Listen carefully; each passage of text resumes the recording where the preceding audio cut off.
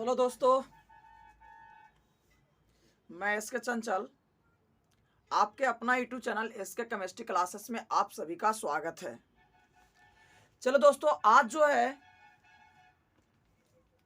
हमने आपको इस प्रकार का असाइनमेंट दे रखा था, है ना। इस प्रकार का बुकलेट दे रखा था जिसका आपको ऑब्जेक्टिव जो है, ये आपका ऑब्जेक्टिव इसमें दिए हुए थे जो आपका क्लास में हमने नहीं करवाया था। आज उसका ऑब्जेक्टिव आज करवाने जा रहा हूं और एकदम आज जो है आज का वीडियो बहुत जो है इंपॉर्टेंट आपके लिए होगा। तो एकदम इसको एकदम वीवीआई रखिए। चलिए दोस्तों, पहला नंबर क्वेश्चन है कि भूपरपट्टी में है ना, तो भूपरपट्टी में सर्वाधिक मात्रा में पाए जाने वाले तत्व होते हैं। तो भूपरपट्टी में सबसे ज्यादा मात्रा में अगर हम देखें तो यहाँ पे होती है क्या चीज, हाइड्रोजन की मात्रा तो नहीं होता, यानी कि हाइड्रोजन का परसेंटेज बहुत कम होता है। अगर यहाँ पे कार्बन ऑक्सीजन का देखें तो ऑक्सीजन का परसेंटेज होती है भूपरपट्टी में 46 दशमलव कितना परसेंट होता है, 6%। जबकि सिलिकॉन का अगर परसेंटेज हम देखें तो 28.2 समथिंग परसेंट के लमसम होती है।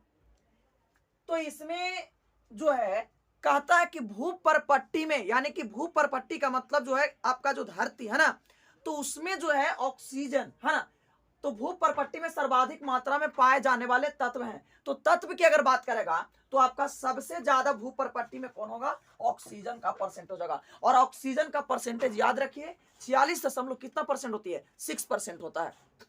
चलिए दोस्तों, तो पहला नंबर क्वेश्चन हो गया। दूसरा क्वेश्चन कहता है कि वह धातु जो तीनों डोलामाइट है ना, डोलामाइट तथा कार्नेलाइट तथा मैग्नेसाइट से प्राप्त की जा सकती है। तो देखिए मेरा भाई, कहता कि वह धातु जो तीनों डोलामाइट, मैग्नेसाइट तथा कार्नेलाइट से प्राप्त की जा सकती है। तो पहला बात यहां पे ध्यान देना, डोलामाइट, तो डोलामाइट का जो सूत्र होता है वो CaMgCO3 का क्या होता है, होल 2 होता है। दूसरा यहां पे देखिए मैग्नेसाइट है, तो मैग्नेसाइट को हम सूत्र यहां पे मैग्नेसाइट का जो सूत्र होता है वो Mgco3, यानी इसको हम ऐसे भी बोल सकते हैं मैग्नीशियम कार्बोनेट भी बोल सकते हैं। दूसरा है कार्नेलाइट, कार्नेलाइट का जो सूत्र होता है KCl इंटू MgCl2 इंटू क्या होता है 6H2O होता है। तो कहता क्या है समझिएगा कि वह धातु जो तीनों डोलामाइट, मैग्नेसाइट तथा कार्नेलाइट से प्राप्त की जा सकती है। तो देखिए यहाँ पे सभी में, यहाँ पे देखिएगा तो यहाँ पे क्या है आपका, यहाँ पे मैग्नीशियम है। दूसरा इसमें भी देखेंगे तो यहाँ पे भी मैग्नीशियम है। तीसरा में भी देखिए तो यहाँ पे क्या है, मैग्नीशियम है। तो कौन सी धातु प्राप्त होगा, तो मैग्नीशियम धातु प्राप्त होगा। नोट कर लीजिएगा इसको। तीसरा नंबर क्वेश्चन है सीने बार किसका अयस्क है। तो सबसे पहले यहाँ पे समझ लीजिएगा सीने बार का सूत्र क्या होता है। तो सीने बार को सूत्र होता है HgS होता है। सीने बार के सूत्र क्या होता है, HgS होता है। यानी सीने बार का जो सूत्र होता है वो क्या होता है आपका HgS। तो सीने बार किसका अयस्क है, तो सीने बार जो अयस्क है वो किसका है, मरकरी का, यानी कि Hg का है। टिक आउट कर लीजिएगा। दूसरा है अगले नंबर, चौथे नंबर क्वेश्चन की बात करता हूं, तो ब्रह्मांड में द्वितीय सर्वाधिक तत्व हैं। ब्रह्मांड की बात कर रहा, तो ब्रह्मांड में द्वितीय सर्वाधिक अगर तत्व की बात करते हैं तो द्वितीय सर्वाधिक जो तत्व होती है वो आपका क्या होता है, हीलियम होता है। यानी कि ब्रह्मांड में जो द्वितीय सर्वाधिक जो तत्व होती है वो आपका कौन सा तत्व होता है, हीलियम होता है। तो जल्दी से इसको नोट कर लीजिएगा।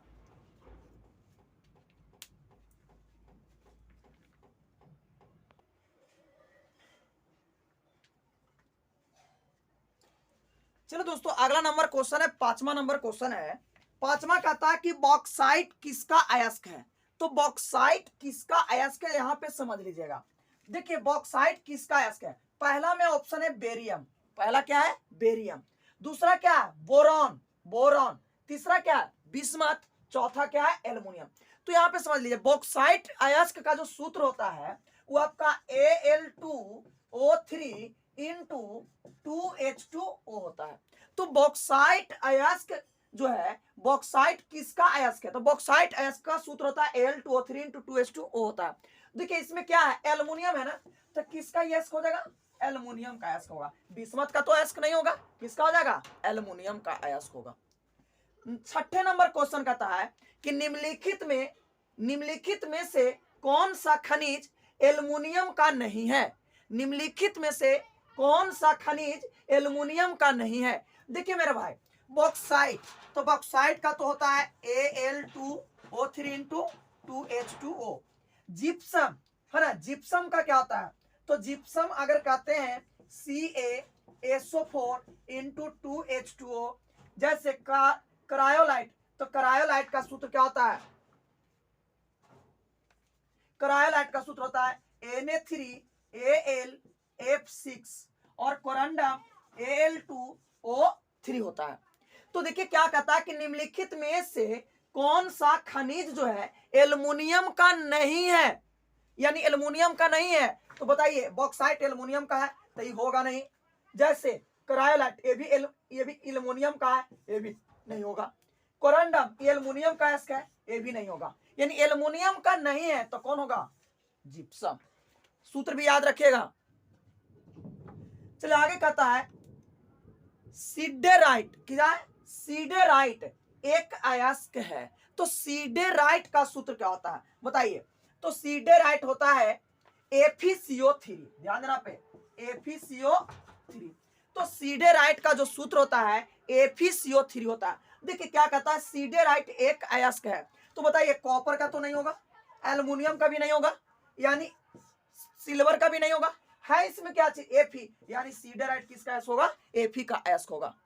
अगले नंबर क्वेश्चन कहता है कि कैलामाइन है। तो निम्नलिखित में कैलामाइन होता है। तो कैलामाइन का जो सूत्र होता है वो आपका क्या चीज? यानी आपका कैलामाइन का सूत्र होता है ZnCO3। तो इसमें ऑप्शन नंबर आपका क्या हो जाएगा? ए हो जाएगा, डी हो जाएगा, डी हो जाएगा। नोट कर लीजिएगा मेरे भाई।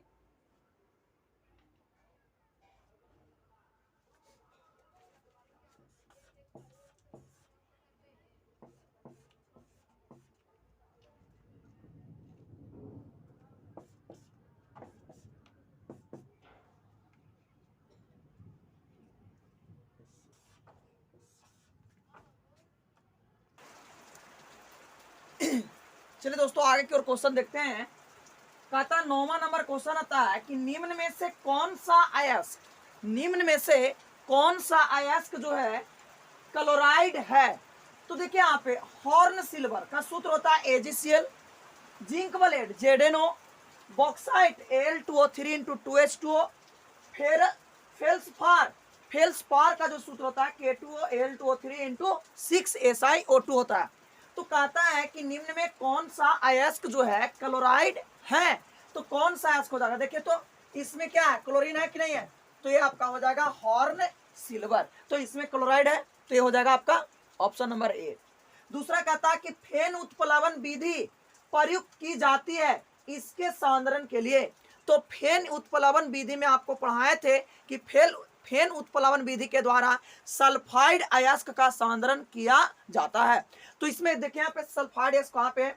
तो ये आपका है ऑक्साइड अयस्क, ये आपका सल्फाइड अयस्क, ये आपका क्लोराइड अयस्क, ये आपका अम्लगम के लिए। तो आपका कौन हो जाएगा? सल्फाइड अयस्क के लिए ये बी नंबर ऑप्शन हो जाएंगे। दूसरा 11 नंबर क्वेश्चन कहता है कि फेन उत्प्लवन विधि में पानी में मिलाया जाता है।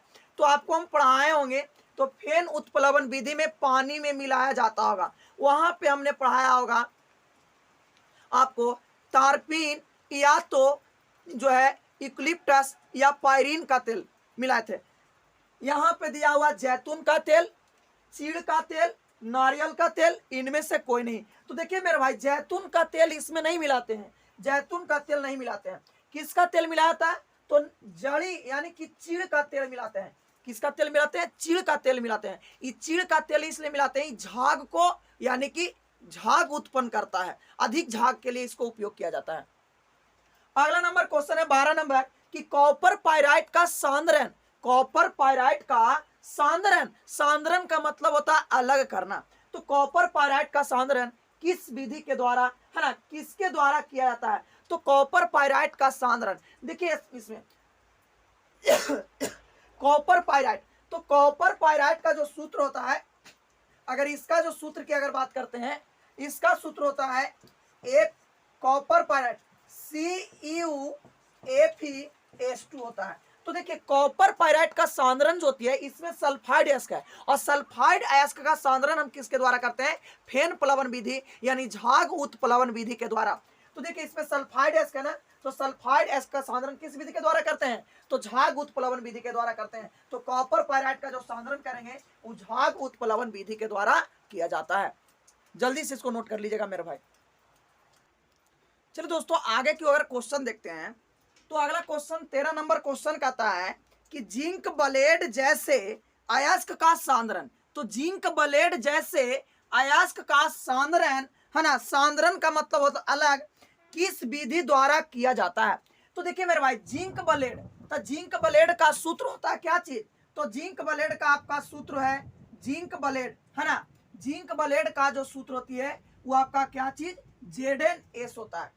क्या होता है? जिंक ब्लेड जैसे अयस्क का सांद्रण है ना, जिंक ब्लेड जैसे अयस्क का सांद्रण किस विधि के द्वारा किया जाता है? तो देखिए मेरे भाई जिंक ब्लेड, तो जिंक ब्लेड क्या होता है? ZnS है ना, तो इसमें क्या है? सल्फाइड अयस्क है। तो जब सल्फाइड अयस्क उपस्थित है तो सल्फाइड अयस्क का सांद्रण किस विधि के द्वारा करते हैं? फेन प्लवन विधि के द्वारा ना। तो जिंक ब्लेड का सांद्रण किस विधि के द्वारा करेंगे? फेन प्लवन विधि के द्वारा। ऑप्शन नंबर क्या हो जाएगी? ए हो जाएगा। दूसरा कहता है कि वह विधि जिसमें अयस्क का सांद्रण अयस्क तथा अशुद्धि के घनत्व में अंतर के उपयोग से होता है कहलाता है। आपको हम एक पॉइंट बताए होंगे मेरे भाई, जॉन रिफाइनिंग विधि, जिसको हम कहते हैं मंडल है ना, मंडल परिष्करण विधि। तो आपको हम बताए थे कि इस विधि में वैसे धातु को शुद्ध करते हैं जिसमें अशुद्धि का मेल्टिंग पॉइंट अधिक होता है ना, मेल्टिंग पॉइंट होता है। तो इसके लिए हम आपको बताए थे कि गतिशील तापक कुंडली लेते हैं, और गतिशील तापक कुंडली में आपको हम क्या बताए थे कि इसके लिए क्या करते हैं कि आपको जो है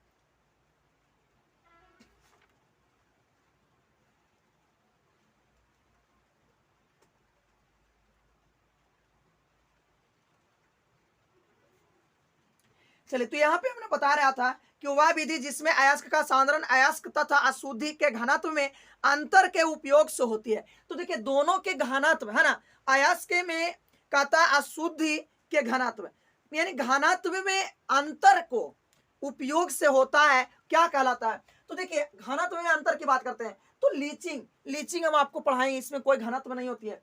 चुंबकीय पृथक्करण विधि, इसमें जो घनत्व की तुलना नहीं होती है। इसमें क्या होता है? चुंबकीय विधि यानी कि जो चुंबक की ओर आकर्षित होता है उसका सांद्रण कहता है। द्रवीकरण विधि, द्रवीकरण विधि में आपको बताए होंगे कि जैसे द्रवीकरण विधि आपको जो है द्रवीय धावन एक होता है, द्रवीकरण विधि होती है। तो इसमें जो आपका हो जाएगा लेविगेशन हो जाएंगे। क्या हो जाएंगे? लेविगेशन हो जाएंगे। कौन सी विधि? लेविगेशन हो जाएंगे। अगला नंबर 15 है कि फेन उत्प्लवन विधि में पोटेशियम एथिल जैंथेट का कार्य अयस्क को बनाया जाता है। देखिए हम आपको पढ़ाए होंगे कि फेन उत्प्लवन विधि में है ना, आपको हमने जैंथेट मिलाते हैं। ये जैंथेट क्या करता है? ये प्रतिकारक के जैसा कार्य करता है, और ये जल को क्या करता है? प्रतिकारक बनाता है। जल को क्या बनाता है? प्रतिकारक बनाता है। ये आपको हमने पढ़ाया है फेन उत्प्लवन विधि में, जाके देख लीजिएगा थोड़ा। तो आपका ऑप्शन नंबर 15 का क्या हो जाएगा? बी होगा। जल्दी से इसको नोट कर लीजिए, आगे की ओर बढ़ रहे हैं।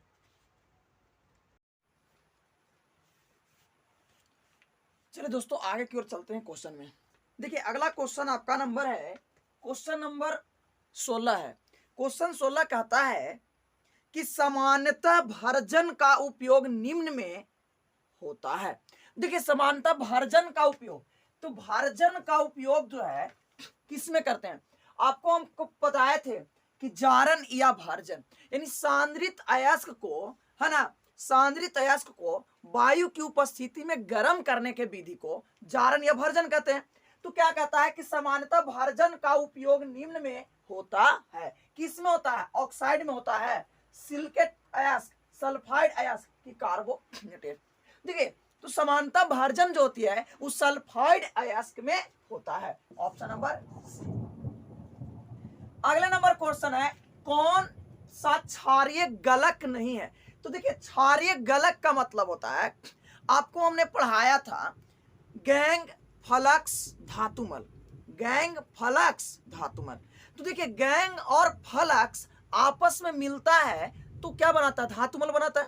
कहता है कि क्षारीय गलक नहीं है। तो यहां पे ध्यान दीजिएगा, अगर अम्लीय गलक को यानी कि हटाने के लिए हम क्षारीय गलक का उपयोग करते हैं और क्षारीय गलक को हटाने के लिए अम्लीय गलक का उपयोग करते हैं। तो देखिए इसमें जो आपका है कैल्शियम, जो आपका क्या है, ये आपका कैल्शियम क्या है, आपका क्षारीय गालक।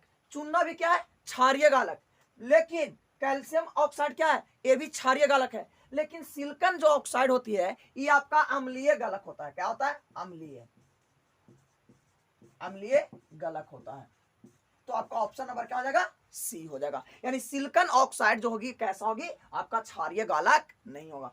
अगला नंबर कहता है कि परागलन किया जाता है। तो परागलन जब भी हम करते हैं तो बात भट्ठी में करते हैं। आपको हमने पढ़ाया था परागलन, पढ़ाए थे कि सांद्रित अयस्क प्लस कोक को जो है ना, सांद्रित अयस्क प्लस जो आपका क्या निकालते थे, क्या अवकारक पदार्थ के साथ बात भट्ठी में मेल्टिंग पॉइंट तक यानी धातु के मेल्टिंग पॉइंट तक गर्म करते थे तो धातु पिघला हुआ अवस्था में प्राप्त होता था, उसको हम परागलन कहते थे।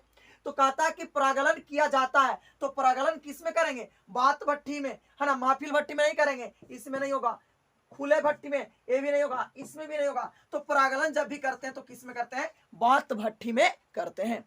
अगला नंबर है मैट का संगठन है। देखिए मैट का संगठन जो आपका है क्या चीज का है। देखिए मैट जो आपका है, आपको यहाँ पे ध्यान दीजिएगा, मैट जो होती है आपका कॉपर का ही होता है। किसका होता है, कॉपर। तो इसमें जो आपका मैट का जो आपका क्या कहता है, मैट का घटक है। तो मैट संगठन वालों का, तो मैट का संगठन जो होती है वो आपका किसका किसका होता है, तो एक होता है Cu2S कॉपर ग्लास और प्लस में होता है आयरन पायराइट और आयरन पायराइट का होता है Fe(S).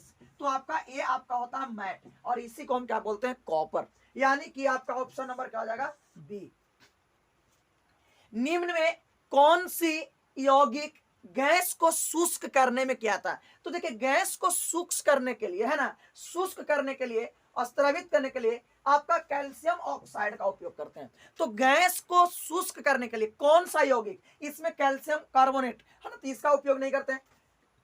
सोडियम कार्बोनेट, इसका भी उपयोग नहीं करते हैं। सोडियम बाइकार्बोनेट, इसका भी उपयोग जो है गैस को शुष्क करने में नहीं किया जाता है। तो गैस को शुष्क करने में किसका क्या आता है, यानी कैल्शियम ऑक्साइड का, किसका करते हैं, कैल्शियम ऑक्साइड का उपयोग करते हैं, कैल्शियम ऑक्साइड का। तो जल्दी से नोट कर लीजिए इसको।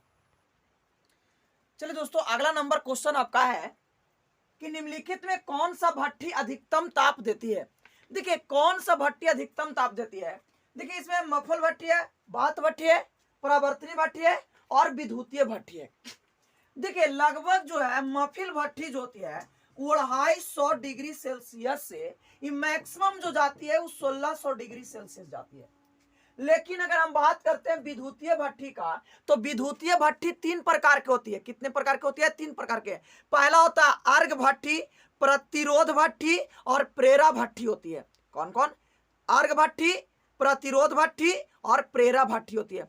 देखिए अर्घ भट्ठी में जो है इस सबसे ज्यादा जो है आपका, अगर हम बात करते हैं अधिकतम ताप की तो 3000 से लेकर 35 होती है। लेकिन प्रेरा भट्ठी में जो अधिकतम जो ताप होती है वो 3000 से लेके आपका कितना, 4000 होती है। 3000 से लेके 4000 डिग्री सेल्सियस होती है। यानी कि विद्युतीय भट्ठी 3 प्रकार के याद रखिएगा, कौन, अर्घ भट्ठी, प्रतिरोध भट्ठी और प्रेरा भट्ठी होती है। यानी कि आपका हो जाएगा ऑप्शन नंबर क्या चीज, डी, यानी डी इसका होता है 3000 से, है ना, 4000 डिग्री सेल्सियस होती है। यानी कि सबसे ज्यादा आपका विद्युतीय भट्ठी हो जाएगा। तो अगला नंबर है 21 का कितना, ऑप्शन नंबर डी। निस्तापन वह क्रिया है जिसमें अयस्क को गर्म किया जाता है। देखिए निस्तापन वह क्रिया है, आपको हम पढ़ाए थे कि निस्तापन कहता है कि वायु की अनुपस्थिति में गर्म करने के विधि को हम क्या कहते हैं, निस्तापन कहते हैं। तो देखिए वायु की अनुपस्थिति, यहाँ पे दिया हुआ बात भट्ठी, उसके बाद वायु की अनुपस्थिति, उसके बाद वायु की उपस्थिति, इनमें से कोई नहीं। तो आपका क्या हो जाएगा, वायु की अनुपस्थिति में। तो जहां देखिए निस्थापन वहां लगा दीजिए वायु की अनुपस्थिति। देखिए कहता है कि वह धातु कर्मीय विधि जिसमें अयस्क संगलित अवस्था में प्राप्त होती है। आपको हमने पढ़ाया था प्रागलन सांद्रित अयस्क प्लस अवकारक पदार्थ के साथ मिलाकर बात भट्ठी में, है ना, धातु के मेल्टिंग पॉइंट तक गर्म करते हैं तो धातु पिघला हुआ अवस्था में प्राप्त होता है। उसी को हम क्या कहते हैं, प्रागलन, है ना। तो संगलित अवस्था में प्राप्त होगा। तो धातु कर्म विधि जिसमें अयस्क संगलित अवस्था में प्राप्त होती है उसको क्या कहते हैं, परागलन कहते हैं। परागलन कहते हैं, क्या कहते हैं, परागलन कहते हैं। अगला है हेमेटाइट अयस्क से आयरन के बनाने में चूने पत्थर का कार्य क्या होता है। देखिए आपको हम बताए होंगे चूने पत्थर का कार्य बताएं। बात भट्ठी के बीच वाले भाग में चूना पत्थर विघटित होता है। तो चूना पत्थर विघटित होकर क्या बताता है, बनाता है कैल्शियम ऑक्साइड और कार्बन डाइऑक्साइड में बनता है ना। जिसमें आपको यानी कि CaCO3 ये टूटता है तो CaO प्लस क्या देता है, CO2 में, यही ना देता है। अब देखिए यहाँ पे CaO जो होती है वो आपका बालू से संयोग करता है तो यहाँ पे क्या बनाता है, CaSiO3 बनाता है। यानी कि यहाँ पे कैल्शियम ऑक्साइड जो है किसका काम कर रहा, गालक, यानी कि इसमें SiO2 जो है क्या है, गालक का काम कर रहा है। किसका काम कर रहा है, गालक का। ऑप्शन नंबर बी हो जाएंगे, ऑप्शन नंबर बी हो जाएंगे। चलो दोस्तों अगला क्वेश्चन है आपका 25 नंबर, कहता है कि किस धातु के निष्कर्षण में संकुल लवण बनता है। देखिए किस धातु के निष्कर्षण में संकुल लवण बनता है, समझ लीजिएगा। यहाँ पे रिएक्शन लिखा हुआ है Na, है ना, Ag का होल 2 प्लस Zn के साथ इसको अभिक्रिया कराया। तो यहां से क्या करता है कि सिल्वर को बाहर निकाल देता है, अपक्षेप कर देता है, और यह अपक्षेप जो है लवण के रूप में प्राप्त होता है। तो देखिए यहाँ पे कहता है कि किस धातु के निष्कर्षण में संकुल लवण बनता है। तो यहाँ पे ध्यान देना, सिल्वर धातु के निष्कर्षण, हम यहाँ पे सिल्वर धातु का निष्कर्षण करते हैं तो सिल्वर धातु के निष्कर्षण में जो है संकुल का क्या होता है, निर्माण होता है। तो इसमें ऑप्शन देखिए कहाँ है, क्या है, सी है। और ये रिएक्शन भी लिख लीजिएगा, ऑप्शन नंबर सी। देखिए निम्न में कौन सा धातु मल है। तो देखिए कौन सा धातु मल, आप जानते हैं कि कैल्शियम ऑक्साइड अगर सिलिकेट से संयोग करता है तो ये बनाता है क्या चीज, कैल्शियम, है ना, CaSiO3, जिसको हम क्या कहते हैं, धातु मल। ऑप्शन नंबर क्या हो जाएगा, सी हो जाएंगे। अगला कहता है कि धातु कर्म में प्रयुक्त होने वाले खनिजों में उपस्थित अशुद्धि को सम्मिलित रूप से कहते हैं। तो देखिए आपको हम पढ़ाए हैं गैंग, तो गैंग में उपस्थित अशुद्धि को, है ना, यानी कि अयस्क में उपस्थित, अयस्क में उपस्थित अशुद्धि को हम क्या कहते हैं, गैंग कहते हैं। तो यही ना कह रहा है कि धातु कर्म में प्रयुक्त होने वाले खनिजों में उपस्थित अशुद्धियों को सम्मिलित रूप से कहते हैं। तो क्या कहेंगे, धातुमल नहीं, धातुमल क्या कहता है, गैंग और फ्लक्स मिलेगा तो धातुमल बनेगा। यहाँ पे गालक, गालक आपका फ्लक्स होते हैं, यानी कि अयस्क में उपस्थित अशुद्धि को हटाने के लिए हम उपयोग करते हैं तो उसको क्या कहते हैं, गालक कहते हैं। और धात्री, अधात्री, अधात्री का मतलब होता है गैंग, यानी कि अयस्क में उपस्थित अशुद्धि को क्या कहते हैं, गैंग कहते हैं। ऑप्शन नंबर क्या हो जाएगा, सी, ऑप्शन नंबर सी। जल्दी से नोट करिए इसको।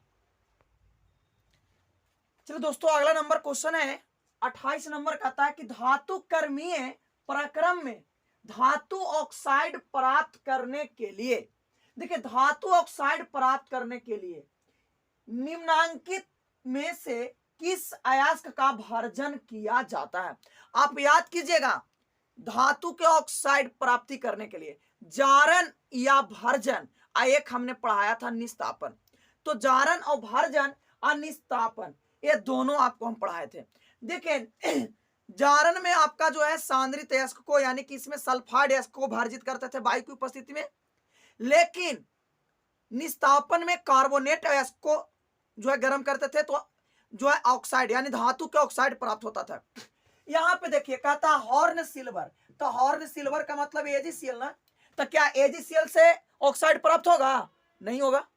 दूसरा देखिए जिंक ब्लेड, तो जिंक ब्लेड तो होगा, यानी इसका क्या होता है ZnS, जब इसको वायु की उपस्थिति में गर्म करेंगे तो ZnO प्लस क्या देगा, SO2 देगा, यानी कि क्या हो जाएगा, ऑप्शन नंबर बी होगा।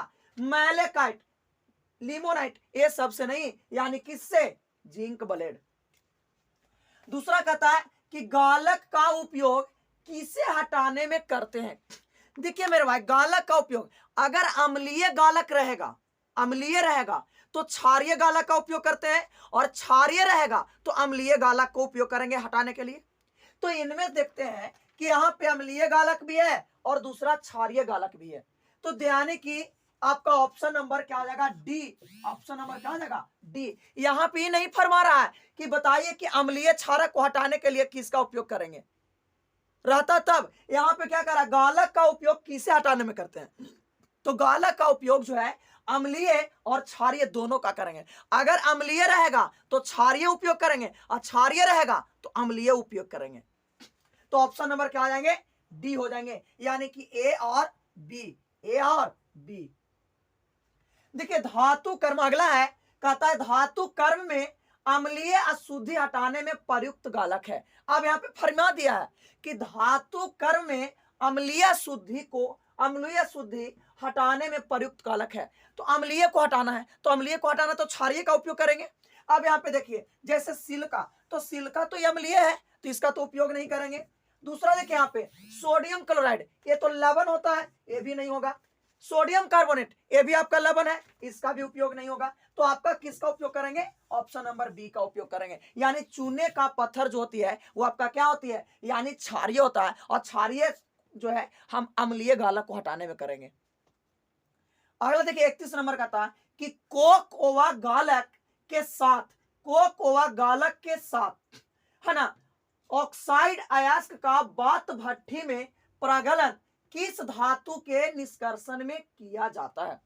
तो देखिए यहाँ पे कोक व गालक के साथ ऑक्साइड अयस्क का बात भट्ठी में प्रगलन किस धातु के निष्कर्षण में करते हैं। तो देखिए यहाँ पे आयरन भी होगा, कॉपर भी होंगे और लेड भी होगा, यानी कि इनमें से सभी का हम उपयोग करते हैं, किस सभी का उपयोग करते हैं। कोक व वायु गालक के साथ ऑक्साइड अयस्क का बात भट्ठी में प्रगलन जो है हम आयरन का भी करेंगे, कॉपर का भी करेंगे, लेड का भी करते हैं, यानी कि इनमें सभी हो जाएगा, इनमें सभी हो जाएगा। जल्दी से इसको नोट कर लीजिए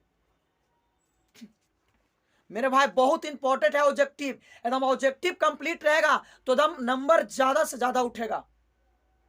और ऑब्जेक्टिव बनाइए तो रटकर नहीं, समझकर बनाइए। यहां पे देखिए आपको सारा समझा दिया गया है। चलिए दोस्तों अगला क्वेश्चन है आपका। अगला कहता है कि वैद्युत धातु कर्मीय विधि का उपयोग निम्न में से किसके निष्कर्षण में होता है। तो वैद्युत धातु कर्म विधि का उपयोग जो है निम्न में से किसके निष्कर्षण के लिए होता है। तो देखिए आपका हमने एफी लोहा, तो लोहा तो बात भट्ठी के द्वारा होता है, वैद्युतीय के द्वारा तो होता नहीं है। दूसरा नंबर कहता है पीबी, ये भी आपका क्या होती है, बातें भट्ठी होती है।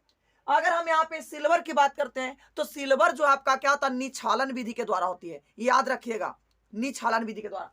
तो यहाँ पे सोडियम हो जाएगा आपका क्या चीज, वैद्युतीय धातु कर्म विधि का उपयोग निम्न में से किसके निष्कर्षण के लिए करते हैं, तो सोडियम धातु का निष्कर्षण करते हैं। बाकी सब हो जाएगा, लोहा होगा बात भट्ठी के द्वारा, याद है ना, पढ़ाया लोहा हमने पढ़ाया, पीबी भी पढ़ा दिया है द्रवीकरण विधि द्वारा, यहाँ पे सिल्वर भी निछालन विधि के द्वारा। अगला नंबर कहता है कि अपचयन के वैद्युत अपघटन विधि का, अपचयन के वैद्युत अपघटन विधि का उपयोग उन धातुओं के लिए करते हैं जो ध्रुवल वैद्युत धनात्मक या धीरे धीरे वैद्युत धनात्मक या प्रबल वैद्युत धनात्मक। तो देखिए क्या कहता है कि अपचयन के वैद्युत अपघटन विधि का उपयोग उन धातुओं के लिए करते हैं जो क्या कहता है कि प्रबल वैद्युत, यानी कि उच्च वैद्युत, जितने भी आपका उच्च वैद्युत धनात्मक होते हैं वो सबका जो है हम किसके द्वारा, यानी कि वैद्युत अपघटन विधि के द्वारा क्या करते हैं, उपयोग उन धातुओं के लिए करते हैं। यानी कि किस में हो जाएगा, तो प्रबल वैद्युतीय वैद्युत धनात्मक होती है, वैद्युत क्या होती है, यानी प्रबल वैद्युत धनात्मक होती है। तो इसका जो है हम किसके, अपचयन के वैद्युत अपघटन विधि का उपयोग करेंगे। अगला है एल्यूमिनो तापी विधि में, एल्यूमिनो तापी विधि में या इसी को हम कहते हैं एल्यूमिनो थर्मिट विधि में है ना। एल्युमिनियम किस रूप में प्रयुक्त होता है, आपको हम पढ़ाए हैं कार्बन अवकरण विधि, उसके बाद पढ़ा एल्यूमिनोथर्मिक विधि। यहाँ पे एल्युमिनियम का जो उपयोग करते हैं वो आपका अवकारक पदार्थ के रूप में करते हैं। किसके रूप में करते हैं, अवकारक पदार्थ के रूप में। तो यहाँ पे देखिए क्या दिले है, ऑक्सीकारक, तो ऑक्सीकारक नहीं होगा, ये ऑक्सीकारक नहीं होगा। गालक, गालक का भी उपयोग नहीं करेंगे, गालक का मतलब होता है फ्लक्स या शुद्धि को हटाता है। अगला है अपचायक, अपचायक होगा, यानी कि ये अपचायक जो है इसी को हम क्या कहते हैं, अवकारक, क्या कहते हैं, अवकारक कहते हैं। यानी कि ऑप्शन नंबर क्या हो जाएंगे, सी हो जाएंगे। अगला नंबर है किस धातु के धातु कर्म में, किस धातु के धातु कर्म में एल्यूमिनोथर्मिक विधि का उपयोग किया जाता है। तो किस धातु के धातु कर्म में एल्यूमिनोथर्मिक विधि का उपयोग किया जाता है, बताइए कौन से।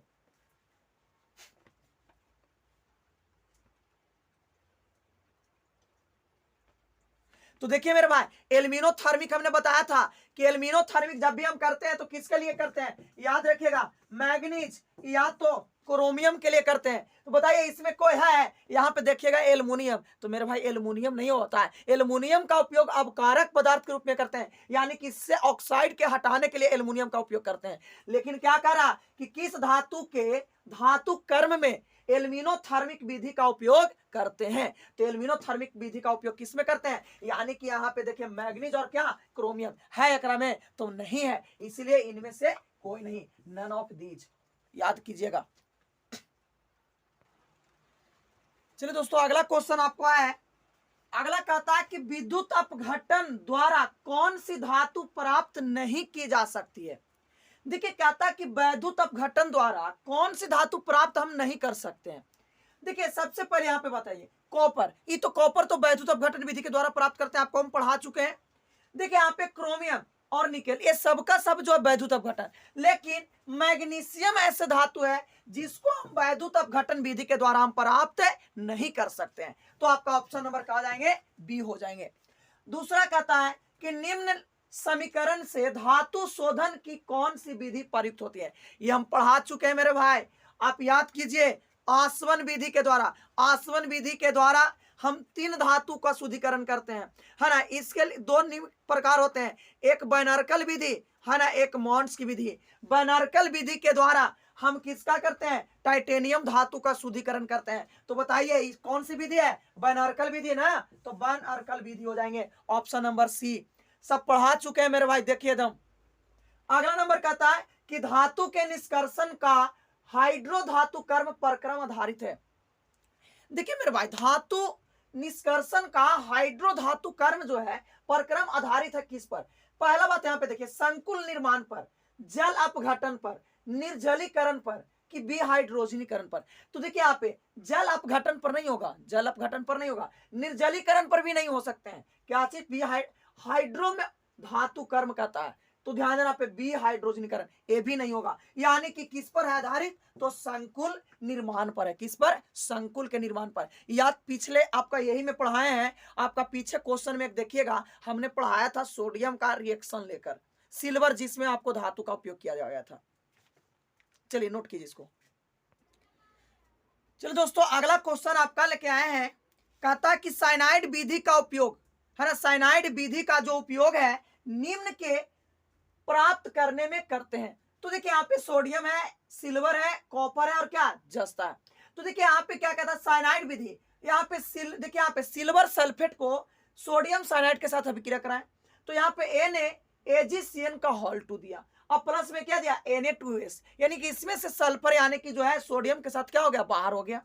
तो कहता है कि साइनाइड विधि का उपयोग निम्न के प्राप्त करने में करते हैं। तो देखिए यहाँ पे किसके प्राप्त करने में करते हैं बताइए। तो यहाँ पे क्या है, सिल्वर है, तो आपका यहाँ पे क्या आ जाएगा, सिल्वर प्राप्त करने में करेंगे, ऑप्शन नंबर बी हो जाएंगे। अगला नंबर कहता है कि क्षेत्र परिशोधन विधि से प्राप्त होती है। आप पढ़ाए होंगे, याद कीजिएगा, जॉन रिफाइनिंग प्रोसेस हम पढ़ाए हैं, जॉन रिफाइनिंग प्रोसेस याद कीजिएगा, क्वेश्चन को जाके पढ़ लीजिएगा एक बार।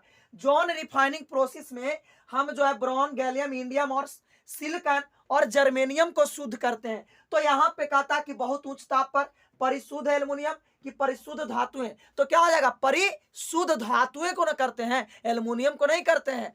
यानी कि इसमें उच्च ताप भी नहीं होगा, ये भी नहीं होगा, परिशुद्ध ऑक्साइड ये भी नहीं। और जब भी हम करते हैं तो इतना ही धातु का देख लीजिए, यहाँ पे लिखा हुआ भी है। तो परिशुद्ध है ना, परिशुद्ध धातुएं। तो मेरे भाई वन लेसन का यानी तत्वों के निष्कर्षण के सिद्धांत एवं प्रक्रम का ऑब्जेक्टिव जो है आपका 40 ऑब्जेक्टिव हमने करवा दिए हैं, और बहुत इंपॉर्टेंट VVI ऑब्जेक्टिव है। अगर मेरे भाई वीडियो अच्छा लगा हो तो लाइक और शेयर जरूर करें, और अगर चैनल को सब्सक्राइब नहीं किए हैं तो जल्द से जल्द चैनल को सब्सक्राइब कर लें। और कल आपको लेकर आने वाले हैं जो है P ब्लॉक का वीडियो लेकर आने वाले हूं, कल देखना मत भूलिएगा। जय हिंद, जय भारत।